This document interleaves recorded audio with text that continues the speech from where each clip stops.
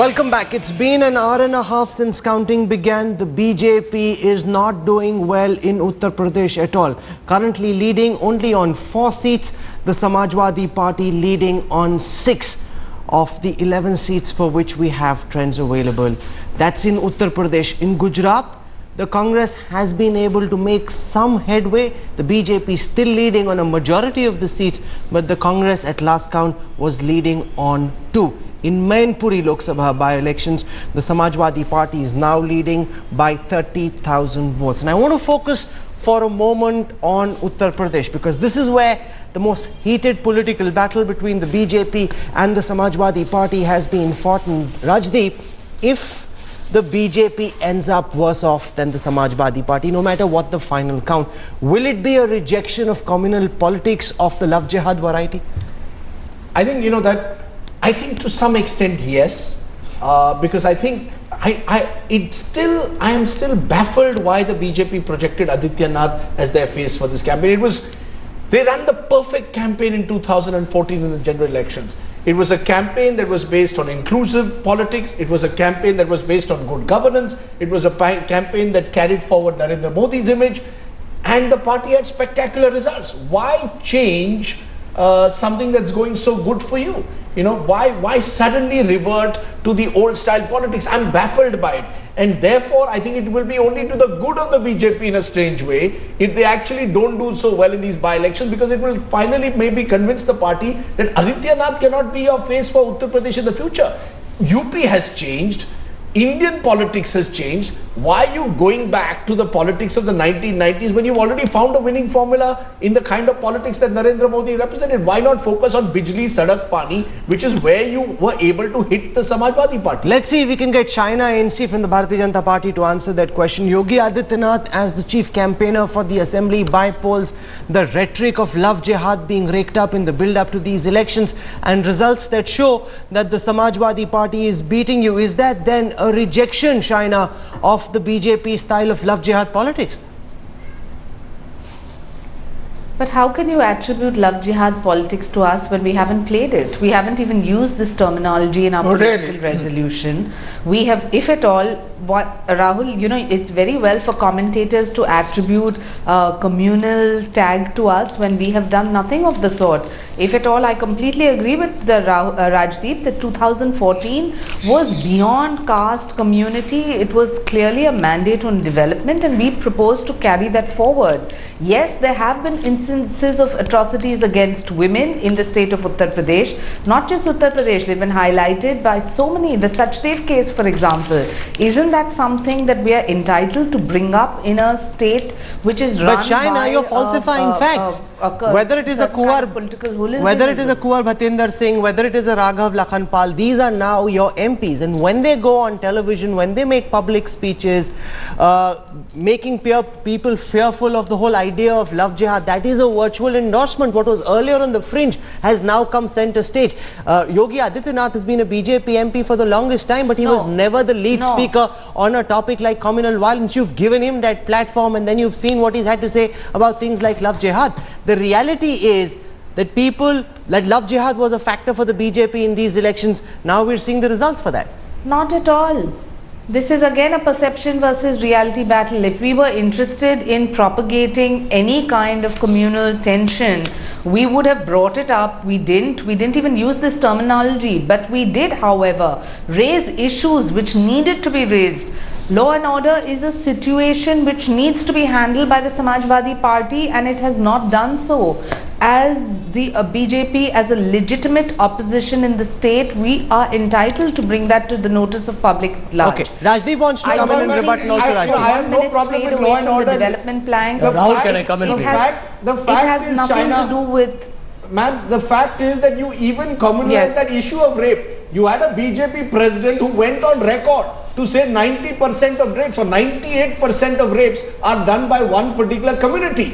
I mean, let's be clear. Why did you have to project an Adityanath suddenly as your star campaigner? I mean, what does that say? Do you have no other leaders in UP? Is that part of the problem? That you lack mass leaders in UP? You have emasculated the party over the last 15 years? Let's be clear. There is something. Rajdeep, if we lacked mass leaders, how would we have 73 of the 80 seats won by the BJP with record margins? Because I think we need to understand that the bipole is not a litmus test. You had Modi. The bipole is not a litmus test for the days to come.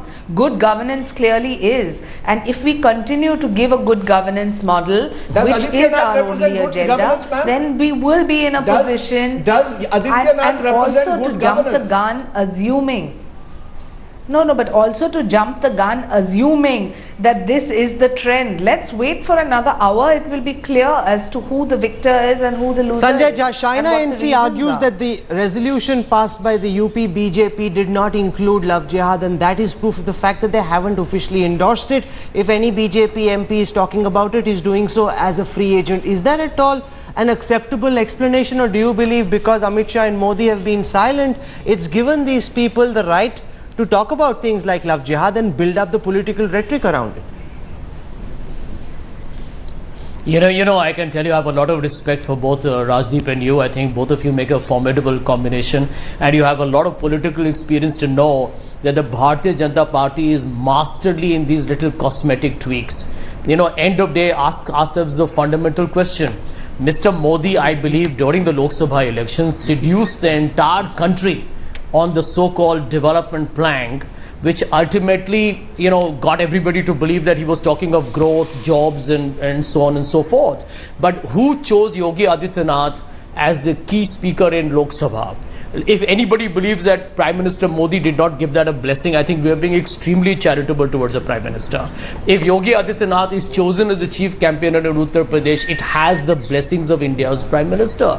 So end of day, I think this is a political party that after the elections are over and they have got a historic mandate, they unfortunately seem to believe that the young people of India and others have voted for them because they are on a Hindutva agenda, which is not true, which is not at all true. They might have succeeded to some extent in creating that communal polarization. You can't attribute but end Mr. of day, I think the people of India are going to go back and ask the basic questions. Am I living in a society that's safe?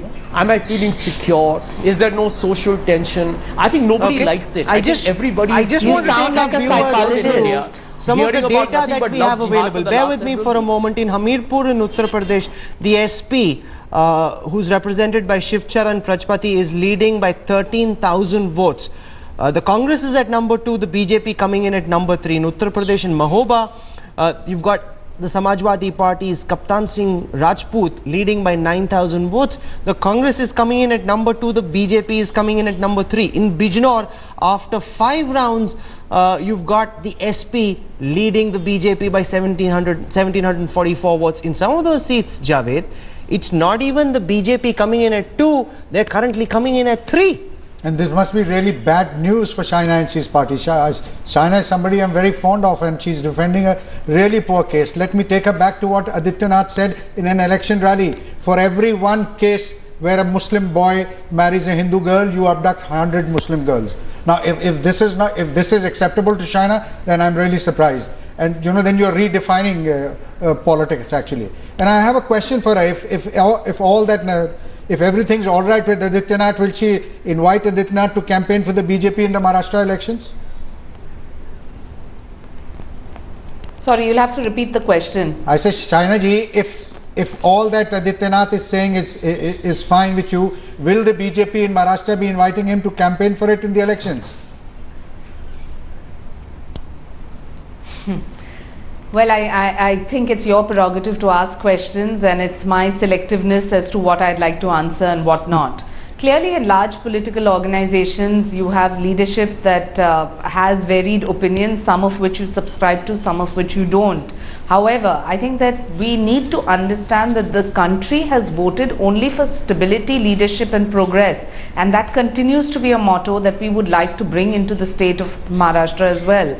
There's been lots of question vis-a-vis our leadership, our speculation as to who our leaders would be. Let me also assure you that BJP is a very democratic party and a party that changes extremely fast at a rapid speed and understands that the changing needs of the country need to be addressed. considering there is a huge youth population, the issues address them. Considering there is a huge women population where atrocities continue, issues address them. However, But Shaina, I hope your UP leadership is listening to what you're saying. You seem to be on a different tangent from the Uttar Pradesh leadership. We've seen impotency and sex barbs being exchanged between the Shiv Sena and the BJP over the past 72 hours over seat sharing talks being deadlocked in Maharashtra. Given the fact that But the isn't SP is that beating the legitimate? There BJP, can do be you not think legitimate that claims. weakens the BJP's claim to contest as many seats as the Shiv Sena in Maharashtra's elections? Well, let me now understand and answer all your questions vis-a-vis Maharashtra. 2014, the victory that Shiv Sena saw was unprecedented. Not even during the late Balasaheb Thackeray's lifetime has there ever been this kind of a victory. We at the grassroots realize that there is a changing dimension where people are very accepting of the BJP in Maharashtra because predominantly they want to get rid of the Congress and NCP, which has shown nothing but corruption as a valued trait. So I think that we are entitled to have a legitimate claim. Politics is about political aspiration. It can be discussed through dialogue and debate. If you feel that asking for a legitimate claim amounts to arrogance, I think that's unfortunate. We will have discussions, debates. There will be lots of commas, lots of question marks, but not a full stop. And we will be able to arrive at a situation where there is a consensus. Debate, but so far there hasn't been a consensus that's been formed. Rajdeep, what's your sense? With Amit Shah heading now to Mumbai, will there be an alliance between the Shiv Sena and the BJP? What are the terms of that alliance likely to be? Or can we see an encore of Haryana? No, the alliance will take place now. I am pretty certain of it, about it, because I think both the parties know that if they have to win the election, they have to fight it together. They are centering power. It will take a miracle for the Congress NCP to win the election in Maharashtra. So I think there will be the haggling. It will be about 10 seats. Whether you get 135 or 125, I think it's boiling down to that. Does the BJP get 135 seats and the Shiv Sena get 135? Or does the Shiv Sena get 140 or 150 as it wants and the BJP get about 125? I think it's boiling down to that. But I think if these results hold, then Amit Shah is going to meet Uddhav Thackeray at the wrong time. You see, if the BJP had swept this election, then he could have gone to Uddhav Thackeray and said, look, you know, we are the party which is on a roll. Just allow us to fight as many seats as possible. Now, Uddhav Thackeray will turn around and say, look, Uttar Pradesh are losing ground. How can you demand more seats in Maharashtra? So I think the timing has gone wrong at the moment for the BJP if these results hold, because I want to see the final results. As of now, it's 6-4. We don't know where the 11th seat, though, interestingly, is going round, because I thought there were 11 seats. Our ticker is showing 6 to the Samajwadi Party and 4 to the BJP. So we don't know where the 11th seat is going. But I think if even the Samajwadi Party can get 5 seats, these are all 5 gains. And these are all seats because which were held by BJP the BJP. That's right. And well, there is one from the Apna Dal. There is one Rohingya seat which is an Apna Dal seat. And I think that will be interesting to see what happens there again. But my sense... Because Rohingya is also in the Varanasi Lok Sabha constituency. That's an important point. So we need to see who's winning Rohingya. It's in the Varanasi Lok Sabha constituency. And we'll like to see what happens in Mainpuri. What's the margin of victory for the Samajwadi Party which is likely there?